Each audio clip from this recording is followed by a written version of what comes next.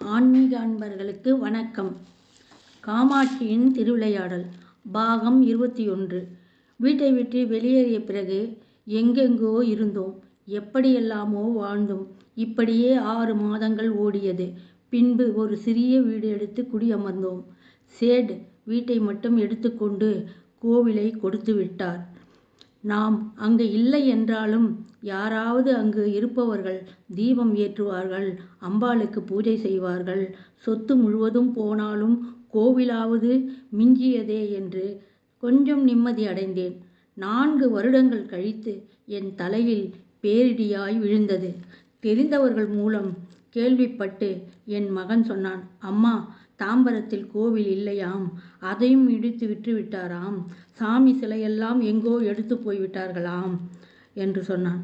என்று சொன்னதும் எனக்கு எப்படி இருக்கும்? துக்கம் தொண்டையை அடைக்க ஓவென்று கதறி அழுதேன். பின்பு நாங்கள் ஒரு 4 பேர் சொந்தக்காரர்களோடு தாம்பரத்திற்கு புறப்பட்டோம். 4 வருடங்கள் கழித்து தாம்பரம் செல்கிறேன். போய் பார்த்தால் வெறும் வெற்றிடமாக இருந்தது. கோவில் இருந்த தடயமே தெரியவில்லை. சாமி சிலைகளும் இல்லை. கதறி கதறி அழுதேன். ஏன் தாயே, அன்று உங்களை பார்க்க மாட்டேன் என்று போய்விட்டேன். இன்று உங்களை பார்க்க நான் வந்திருக்கிறேன். இப்போது என்னை பார்க்க மாட்டேன் என்று நீங்கள் எங்கு சென்று விட்டீர்கள் தாயே என்று கதறி கதறி அழுதேன். என் மனம் ஏங்கியது. தாயை பார்க்க வேண்டும் என்று என் மனம் ஏங்கியது.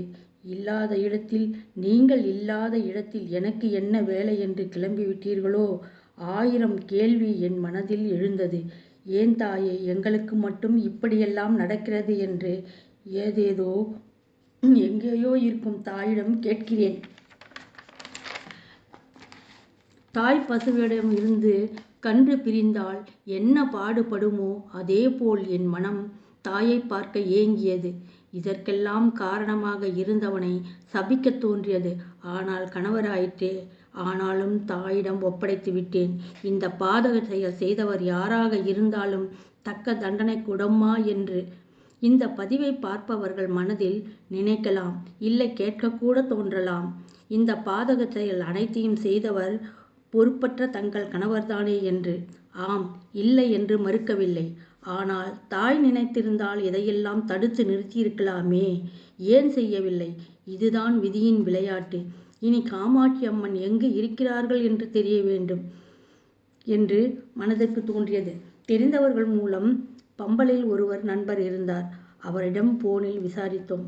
ஆம், அம்மாவை அனகாபுத்தூரில் ஒரு நாகாத்தம்மன் கோவிலில் வைத்திருக்கிறார்கள் என்று சொன்னார். இடம் தெரிந்துவிட்டது. என் பெரிய பையன், நான் முதலில் போய் பார்த்துவிட்டு வருகிறேன் அம்மா, எந்த இடம் என்று சொல்லிவிட்டு கிளம்பினான். கார்த்திகை மாதம் கொட்டும் மழையில் நனைந்தபடியே போய் பம்மலில் இருந்தவர்களை அழைத்து கொண்டு தாய் இருக்கும் இடத்திற்கு சென்று அம்மாவை பார்த்துவிட்டு வந்து சொன்னான். அம்மாவை பார்க்கவே கஷ்டமாக இருக்குதம்மா, சின்ன கோவில்தான், அங்கே அம்மாவை கீழே வச்சிருக்காங்க என்று வருத்தத்துடன் சொன்னான். சரி, அம்மா இருக்கும் இடம் தெரிந்துவிட்டது. இப்போதைக்கு ஒரு கோவில் தஞ்சமாக அமர்ந்திருக்கிறார். அடுத்தது என்ன நடந்தது என்று அடுத்த பதிவில் பார்ப்போம். காமாட்சியின் திருவிளையாடல் தொடரும்.